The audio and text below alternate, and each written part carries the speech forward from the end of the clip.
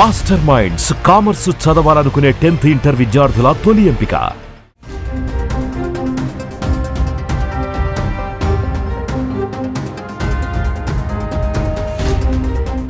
Israel Iran మధ్య ఉద్రిక్తతలు పెరుగుతున్నాయి. ఇరు దేశాలు పరస్పర దాడుల నేపథ్యంలో పశ్చిమాసియా రణరంగంగా మారింది.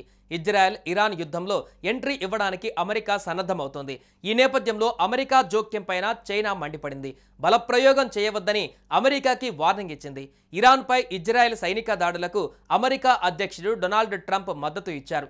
అలాగే రాజీకి రావాలని ఇరాన్ను ఆయన హెచ్చరించారు. ఈ నేపథ్యంలో చైనా స్పందించింది.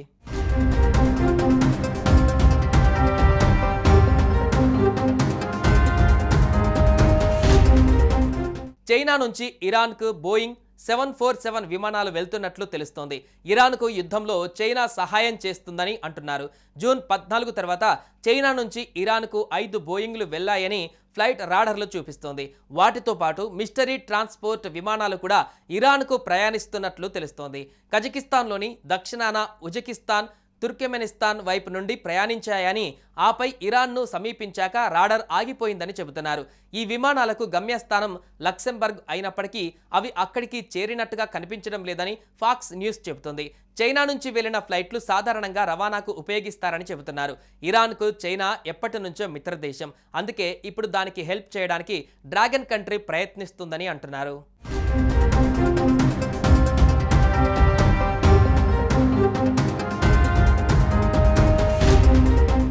ఇజ్రాయెల్ ఇరాన్ మధ్య ఉద్రిక్త పరిస్థితుల మధ్య చైనా అధ్యక్షుడు జిన్పింగ్, రష్యా అధ్యక్షుడు వ్లాదిమిర్ పుతిన్ ఫోన్ సంభాషణ ఇప్పుడు హాట్ టాపిక్గా మారింది. గురువారం ఇజ్రాయెల్ ఇరాన్ మధ్య కొనసాగుతున్న సంఘర్షణలపైన ట్రంప్, పుతిన్ చర్చించారు. ఇరువురు నేతలు ఇరాన్ పైన ఇజ్రాయెల్ వైమానిక దాడులను ఖండించారు. ఇజ్రాయెల్ చర్యలు ఐక్యరాజ్య సమితి చార్టర్, అంతర్జాతీయ చట్టాల ఉల్లంఘిస్తున్నాయని ఆరోపించారు. ఇరాన్ అణు కార్యక్రమం సహా ప్రస్తుత సమస్యలకు సైనిక పరిష్కారాలు లేవని, రాజకీయం, దౌత్య మార్గాల ద్వారా పరిష్కారం సాధించవలసిన అవసరం ఉందంటున్నారు ఇరువురు నేతలు. ఇరాన్ పైన అమెరికా సైనిక చర్య ప్రమాదకరమని రష్యా హెచ్చరించింది. దేశ ప్రజలు దృఢంగా ఉండాలని ఇరాన్లోని సుప్రీం లీడర్ ఖమేనీ పిలుపునిచ్చారు. శత్రువుల బెదిరింపులకు భయపడే ప్రసక్తే లేదని ఆయన తేల్చి చెప్పారు. అదీకాక ఇరాన్, ఇజ్రాయెల్ మధ్య చర్చలకు తాను ప్రయత్నిస్తానని రష్యా దేశాధ్యక్షుడు పుతిన్ ఇప్పటికే ప్రకటించిన సంగతి తెలిసిందే.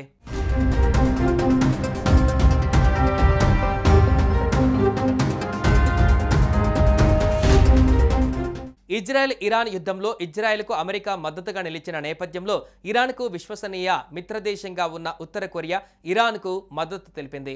1973 నుంచి ఇరాన్, ఉత్తర కొరియాల మధ్య సత్సంబంధాలు ఉన్నాయి.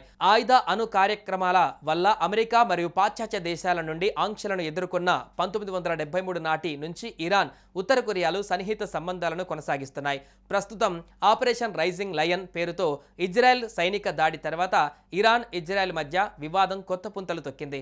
మరోవైపు ఇజ్రాయెల్, ఇరాన్ మధ్య ప్రపంచంలో మరో 2 దేశాల మధ్య యుద్ధం మొదలైంది. ఉత్తర కొరియా గురువారం తమ దేశం పైన 10 మిసైల్స్ ప్రయోగించిందని దక్షిణ కొరియా తెలిపింది. ఉత్తర కొరియా రాజధాని ప్యోంగ్యాంగ్ సమీపంలోని సునాన్ నుంచి డజన్ల కొద్ది రాకెట్లతో విరుచుకుపడిందని దక్షిణ కొరియా సైన్యం తెలిపింది. స్వల్ప శ్రేణి బాలిస్టిక్ క్షిపణులతో దాడి చేసిందని ఆ దేశ అధికారిక వర్గాలు తెలిపాయి. గురువారం ఉదయం ఈ దాడులు జరిగినట్లు తెలుస్తోంది.